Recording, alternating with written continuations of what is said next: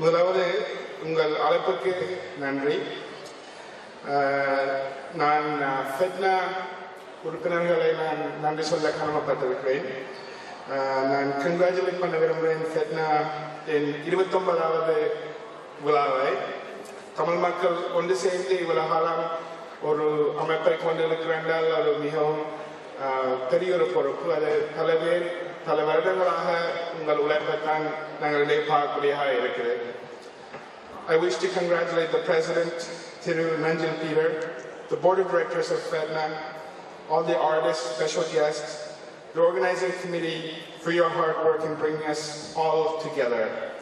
All of you for traveling from near and far to grace us with your presence today. I want to do a special shout out to the U.S. Tamil Political Action Council. I know many members are here present, and I want to just acknowledge the incredible work that you have done over the years to advance the issues for Tamils. I also want to congratulate and to express my profound pride in the work that Pearl has been undergoing. They've incorporated many young people into political advocacy, and their work is starting to shine. So congratulations to Pearl. Just last week I had the honor of sitting through a speech by President Barack Obama at the joint session of the House of Commons and Senate in Ottawa. And I can tell you that you are truly blessed to have such an inspirational leader. And this November, if that by any chance changes, you're very welcome to come to Canada. So that's an open invitation that I have for you. I know many of you are already displaced and you moved several times, but one more move won't hurt.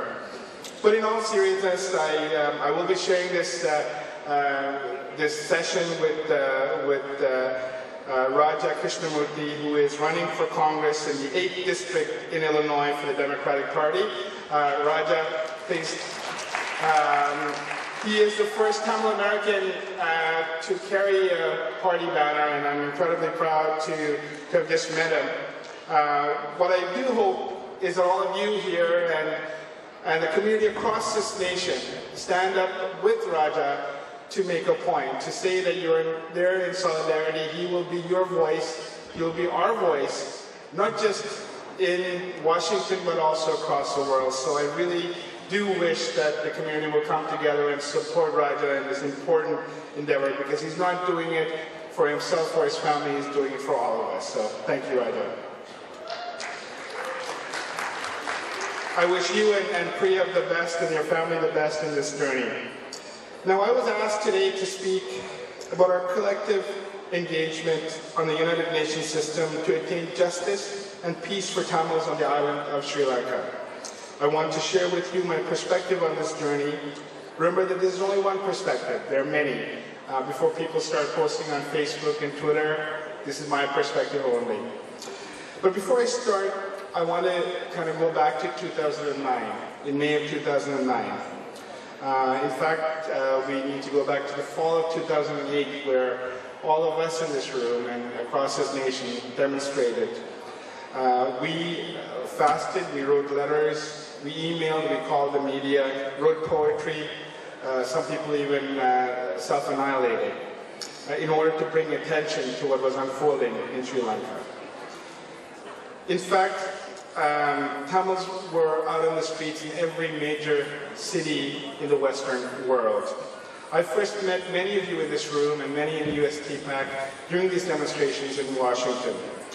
Many resolved to get involved at that time, and an entire generation of young people started their political engagement, and their perspective was defined with what is happening in 2009. The simple truth is that Tamils knew something that others didn't, that those who relied on the international media were denied the truth.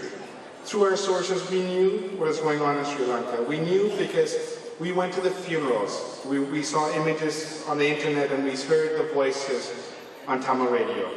On May 18, 2009, guns were silenced, the armed conflict ended, but the struggle took a new dimension. This time through the international community and the United Nations Human Rights Council system.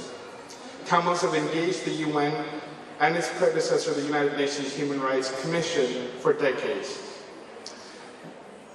When the armed conflict ended, Tamil community en masse gave up on the international community. Tamils were rightful to be skeptical. We were right not to trust a system that watched 300,000 people languish in camps, or as 100,000 innocent civilians died, or as the allegations of war crimes, crimes against humanity, and genocide went unabated, or accept a system that is focused on protecting states, and in this case, the state of Sri Lanka. We share the anguish of the victims as they were herded to camps, and the surrenderees who were unaccounted. The mother still weeps, waiting for her son or daughter to come back home. We are too weak to tell her that they will never come back. The sister who was raped and left for dead, she wakes up from what seems like the dead every single day of her life.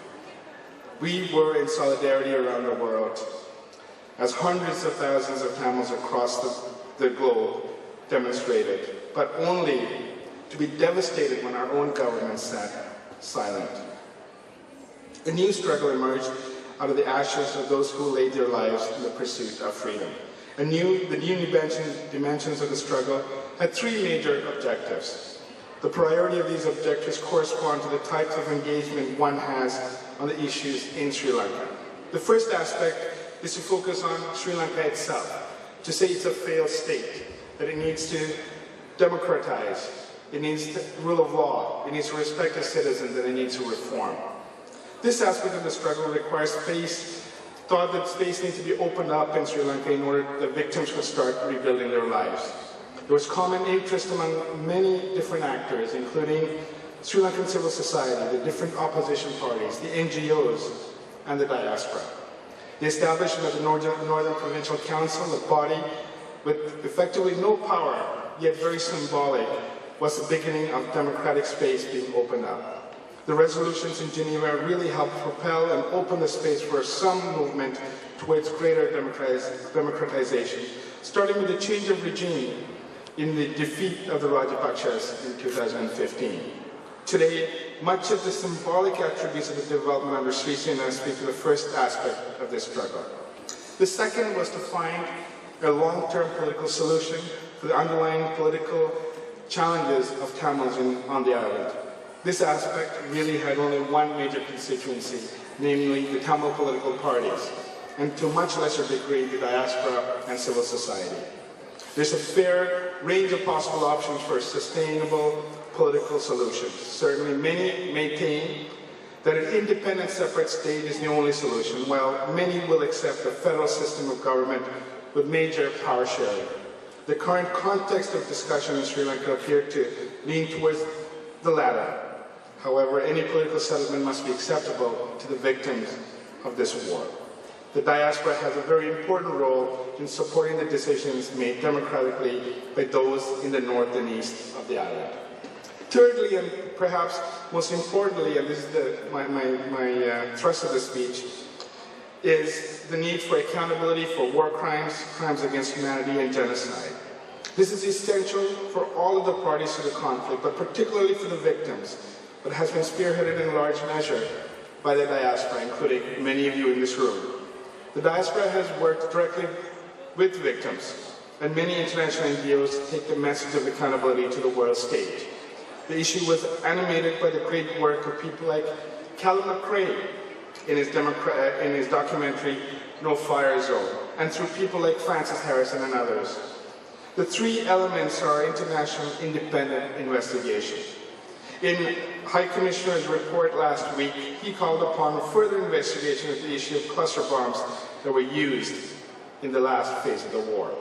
We continue to seek a comprehensive investigation into grave allegations of violations of international law, including war crimes, crimes against humanity, and genocide. The report of the OISL can be used as the basis to further investigation and prosecution.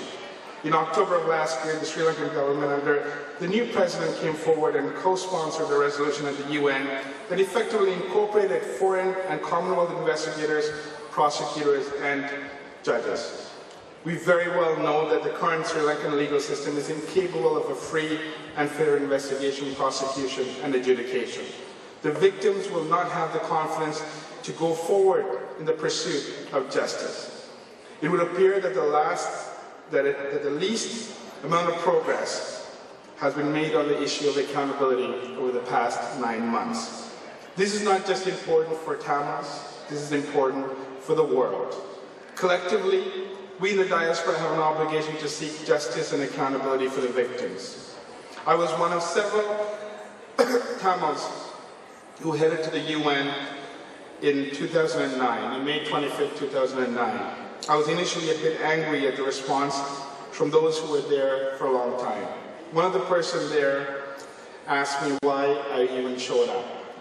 I was more astonished to find out that the demonstration that took place virtually every day from September of 2008 to May of 2009 finished several days before the special session on Sri Lanka at the UN. That evening, my wife and I and my daughter went for a walk at Lake Genève. I saw a young Tamil couple with a toddler. The man was sitting by the water end in deep reflection. I started to speak to him, and he told me that he lost over 20 family members to the war in the last phase. Tears coming out, he told me that this cannot happen again. I've repeatedly thought about these incidents as I went back to Geneva every time. The reality is that we gave up on the international community, and rightfully so. However, they too are accountable for their actions and inactions. The institution that started with the vision of never again, the institution that embedded the responsibility to protect, the institution whose purpose was to ensure that human rights be protected, failed miserably. So on May 27, 2009, when the UN Human Rights Council passed the resolution to congratulate the government of Sri Lanka, it was a further betrayal of the mandate of the UN system as a whole. From that low watermark in 2009 May to now, Tamils have engaged the UN Human Rights Council. Each organization has its own set of expectations, and much criticism has been unfairly made as to the lack of coordination amongst the groups. Yet this has been the only available outlet to advance the cause of justice for Tamils, and we have in our own way embraced and worked to advance this cause. Some of the objectives have been advanced, yet much more need to happen. Since 2009, I started meeting many of the direct victims of this brutal war. I met a young man whose parents were killed in front of his eyes. He came as a refugee on the MV Ocean Lady in Vancouver. Then I met the mother who went out of her bunker to get water for her 3 children and her husband, only to return to see them in ashes. Recently, I met a young man who at the age of 10 lost both of his parents to the war.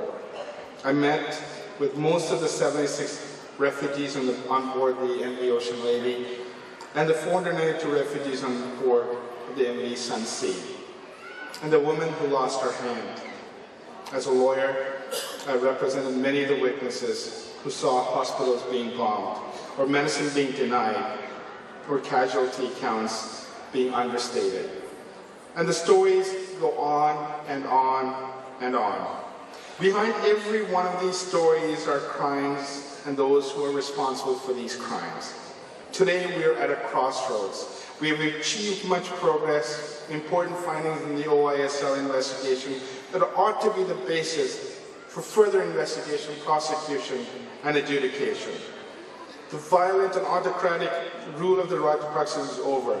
Some space is opened up for civil society engagement, some lands have been released, and some progress has been made towards reforms. In fact, the government of Sri Lanka has appeared to do enough to curry the favor of the international community. In this context, our skepticism may be renewed. Perhaps for some, the initial skepticism may continue. Yet, let us understand what we're trying to do today. In my opinion, we have misunderstood our engagements with the international community. To me, the engagement with the international community is not about obtaining a long-term political solution. However, this engagement could be used as such. To me, this engagement was never about opening the space for free speech, free media, establishment of the rule of law, respect for NGOs, or democratic reform. yet this engagement could be used to address some or all of these issues. To me, this engagement was never about regime change, yet we've seen a new regime take shape. This engagement was always about holding people to account for their actions and inactions. The system that failed to save must redeem itself to ensure that the next dictator that is ready to fire on hospitals thinks twice. This engagement to me is to ensure that the young family I met in Lac Genève has closure. Their daughter will grow up in a world where one really is too many. It is about ensuring that crimes like this never happens again. Not in Sri Lanka, not in Somalia, not anywhere. This engagement to me is about ensuring that we do not repeat this again, and without accountability at the front and center, all of the other efforts will be futile. Albert Einstein described the Nuremberg trials as follows. He said of the trials of German war criminals was tacitly based on the recognition of the principle, criminal actions cannot be excused if committed on government orders. Conscience supersedes the authority of the law of the state. We must hold people to account. A political solution cannot come about without an accountability mechanism that ensures that those who committed crimes are punished. United Nations Human Rights Commissioner last week, Prince Zaid, stated, the political process of adopting constitutional change will not involve trade-offs and compromising core issues of accountability. Without accountability, the current space that may exist for progress can fall apart. Therefore, it is our collective responsibility to ensure that we continue to walk towards a path that ensures that accountability is front and center. So what does this really mean? It means that we continue to seek justice. We should be relentless in this pursuit. The international community will give Sri Lanka an opportunity to develop a mechanism that will have the confidence of the victims. Thus far, 9 months into their commitment, little progress has been made. There's another 9 months where much progress needs to take shape. Many of us are skeptical of the ability of the government to do this. If they're able to build confidence of the victims with the inclusion of foreign and Commonwealth investigators, prosecutors, and judges, then we would have seen some progress in Sri Lanka. We will, however, maintain the need for the international community to be involved in an accountability process that will ensure the justice for victims. This cannot happen in a year, or 2, or 5, or 10. As a victim community living in diasporas, and as the people of the world, we will ensure that those who violated international law are held to account, be it in Sri Lanka or outside. We have a moral and ethical duty to advance the issue of accountability and justice. Until that happens, we cannot and we will not rest. I will continue to work with you on this important endeavor. In the meantime, please support your local organizations and local individuals who are advancing these issues. And I want to come back to say that in the United States, you have 2 major organizations that are doing incredible work, the U.S. Tamil Political Action Council and PEARL.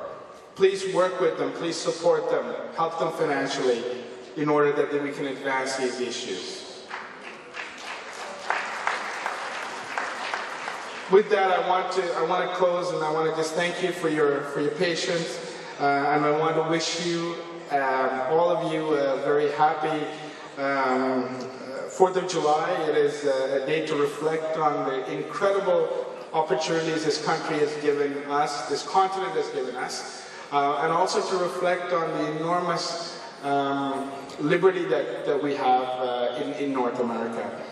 Thank you, and have a blessed evening, and I hope to see you in the next day as we can continue the conversation. Have a good day.